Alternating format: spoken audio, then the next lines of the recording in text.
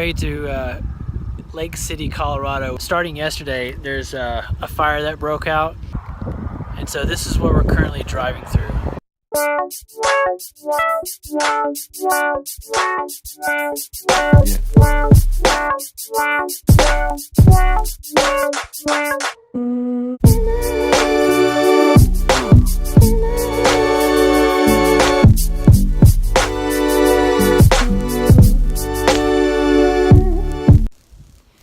Well, we've been up Engineer Pass, the Alpine Loop, and Cinnamon Pass. And today we're on the four-wheeler and going off on a little adventure to go find Rose's cabin. It's a two-story cabin that a lot of the miners would live in when they were up here. And they had a bunch of the working mines. Like I said, we're on the four-wheeler because it's absolutely necessary. I think we're almost there. We're above the tree line. Yeah, we'll see what it's like when we get there.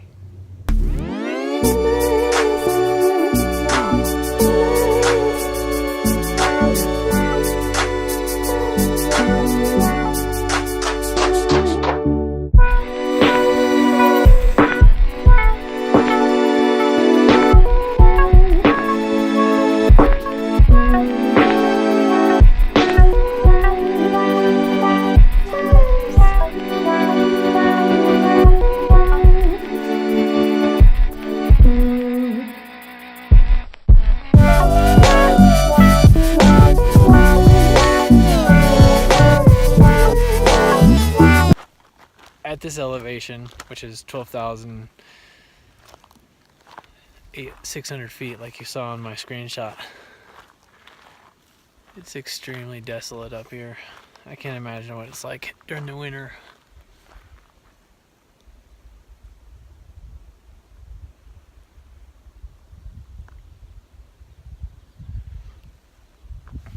And to think that people used to live and work up here.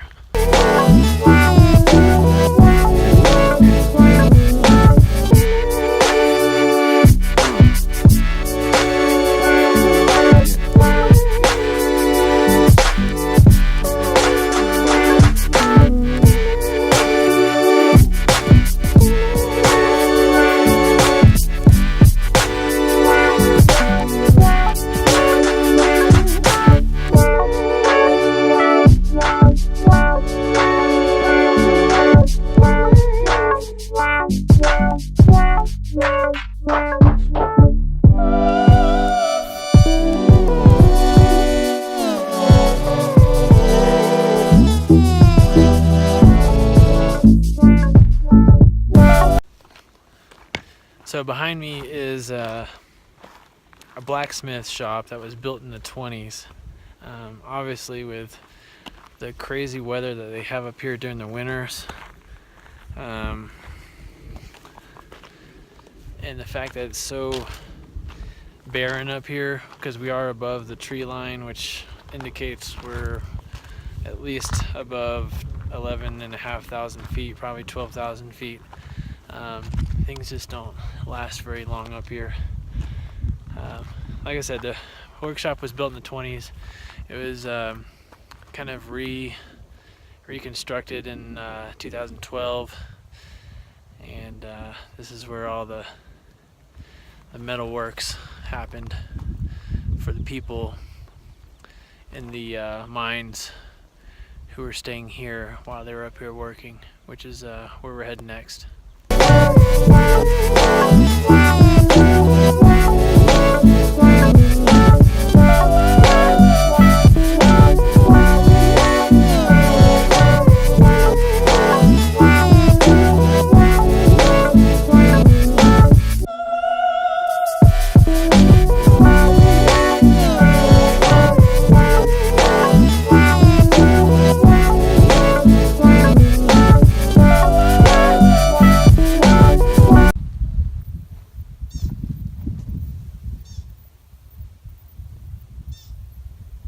I don't know if the camera's picking that up.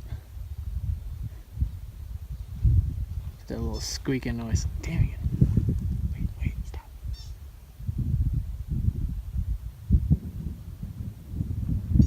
That little squeaking noise is those marmots talking to each other. Big furry mountain rats. Alright, so this is the 2, maybe 3-story, I'm not sure. We haven't been inside yet. House, log cabin house that we drove up here to see. It's probably a good 45 minutes to an hour outside of Lake City.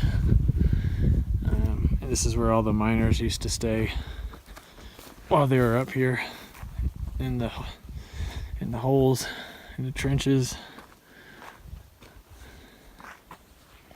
As you can see, this is not original.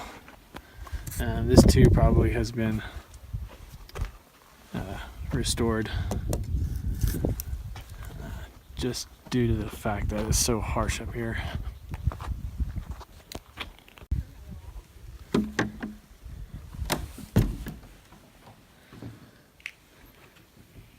Oh man, this is cool.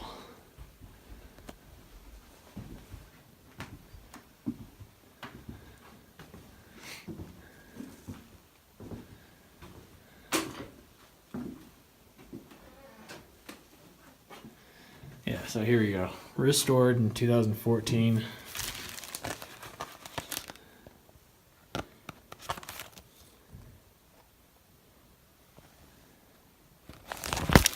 Obviously not original. It'd probably be too dangerous walking through here if this was all original. But you get an idea of what these guys had to live in while they were here working for pennies a day. It's quite possible that this is an original door, just due to the age of it and the condition. And this is kind of cool. Looks like an old stove. Sorry about the lighting, it's coming in that window, and there we go. Put my hand in front of it. Missing the stovetop, obviously, but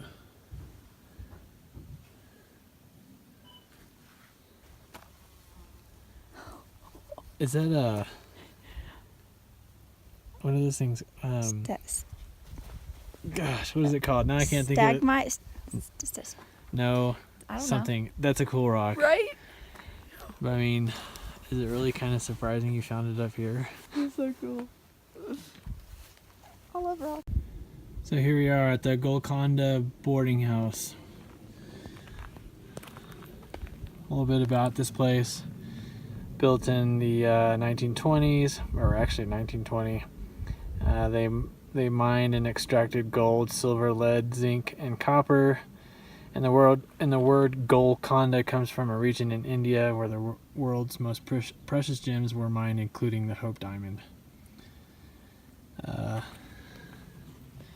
The structure back here, which is in fact 2 stories, housed about 100 miners. It was all hand built. And those will be some of the roughest, toughest dudes you'll ever get a glimpse of.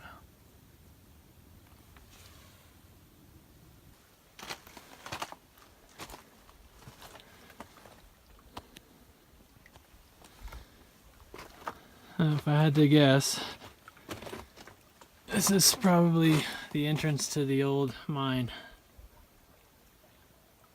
which I think it says private property. No trespassing, but with this big old mound of snow here, I don't think anybody's getting in. But if you're ever in Lake City, or even Silverton for that matter, because apparently you can get up from the other side of this pass from Silverton. But if you ever find yourself in this area, it's definitely worth the time and effort to get up here. Hey babe, 15 more 100 feet and we'd be at 14,000 feet. Yikes. Too bad we cheated riding half of it on a 4-wheeler.